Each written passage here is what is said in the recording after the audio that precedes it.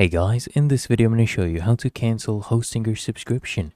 First thing I want you to do, make sure you're logged into your account, and once you're logged into your H panel, on the left hand side if you scroll down, you should see billing, and if you click on that you'll see subscriptions. Click on subscriptions from the drop down, and here you'll see your current subscriptions. So I want to cancel business web hosting.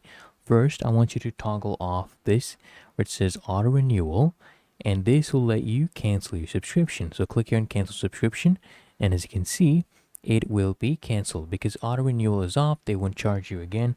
If you want a refund, you can click here on payment history. Go ahead and copy your payment ID. Now this is only if you are on your first 30 days. You copy that, come here to Ask AI, provided the payment ID, and tell it that you want a refund. Really that easy. If you found this helpful, make sure you smash that like button and subscribe to the channel. Really helps me out as well. Thanks for watching. I'll see you in the next